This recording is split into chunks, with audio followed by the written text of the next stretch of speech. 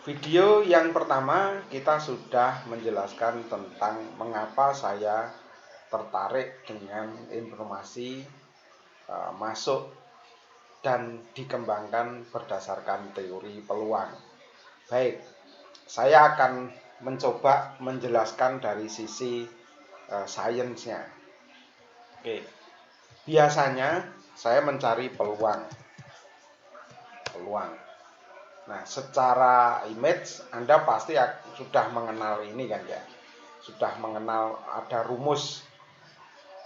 Walaupun ini memang di dunia yang sangat eksak. Contoh, ini ada informasi dan kita akan melihat informasi itu kayak apa. Informasi mata dadu 6 dalam sekali lemparan berapa peluang munculnya. Yang jelas karena titiknya ada angka 1, bukan titiknya ada jumlahnya ada 6 ya, 1 sampai 6 dan itu dilempar banyaknya titik ada 6, kemudian titik sampelnya itu yang titiknya jumlahnya 6 itu cuma 1, maka ya peluangnya adalah 1/6. Kalau itu mata uang yang bolak-balik, yang jelas karena gambarnya ada sisi 1, sisi 2, maka ada gambarnya 2, dan yang menjadi objek kita adalah 1, maka peluangnya 1/2 kan. Nah, itu peluang. Informasi akan diterima, peluang. Jadi dari situ.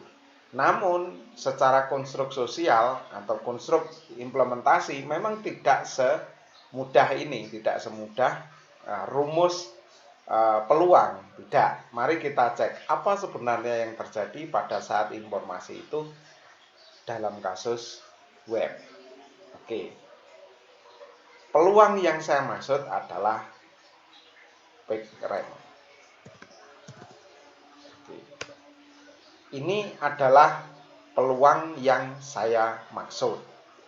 Jadi bagaimana ranking dari web Anda itu memenuhi atau atau tercantol ya, tercantol bahasanya, tercantol dalam sebuah mesin pencari. Saya biasanya dengan PageRank Google pasti akan mudah ya menjelaskannya. Oke, saya akan cek PageRank. Nah, contoh ini. Contoh. Saya memisalkan web saya sendiri saja lah. Karena oke. Saya submit. Tentunya website saya pribadi ini memiliki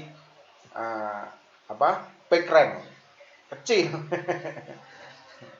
Ini boleh saya simpulkan ini untuk bahasa saya sendiri gitu ya. Jadi tidak perlu saya melihat keseluruhan. Kalau ini memang rumit ya, hitung-hitungannya rumit banget ya. Kalau saya translate ke Indonesia ini otoritas domainnya sekian, aliran kepercayaan, terus banyak sekali item-itemnya. Saya ingin menjelaskan dengan yang lebih sederhana. Informasi yang saya peroleh ini memiliki peluang, umpama 10, saya hanya memiliki peluang sekitar 2. Kecil kan? Oke. Nah, bisa jadi ini berbeda-beda setiap web. Nah, makanya kita harus melihat kemungkinan walaupun informasi itu sama, akan tetapi kalau peringkat Google-nya ini tinggi, misalkan mendekati 10 ya, mendekati 10. Nah, itu tentunya memiliki peluang yang cukup besar untuk dapat dilihat. Itu baru dilihat loh. Baru dilihat. Maka teori yang saya gunakan memang kenapa saya memilih teori peluang, karena secara kenyataannya ini website itu ada peringkatnya dan ini mengandung unsur yang saya lihat di sini. Wah, banyak sekali. Ada validitas domain, ada skor spam, ada merujuk domain banyak sekali sing memungkinkan kita itu akan menghitung-hitung seperti ini. Nah, rekan-rekan, Semangat kita hari ini adalah kita menyampaikan sebuah informasi memang ada dari sudut peluang. Ada, namun bukan berarti yang peluangnya kecil, bukan berarti ya ini peluangnya kecil akan memperoleh impact yang kecil pula. Tidak seperti itu. Seperti yang saya contohkan di video saya yang pertama, di kasus yang kedua. Sistem apa yang membuat informasi Anda benar-benar memiliki peluang yang kecil tetapi ternyata berdampak besar, seperti teror ninja.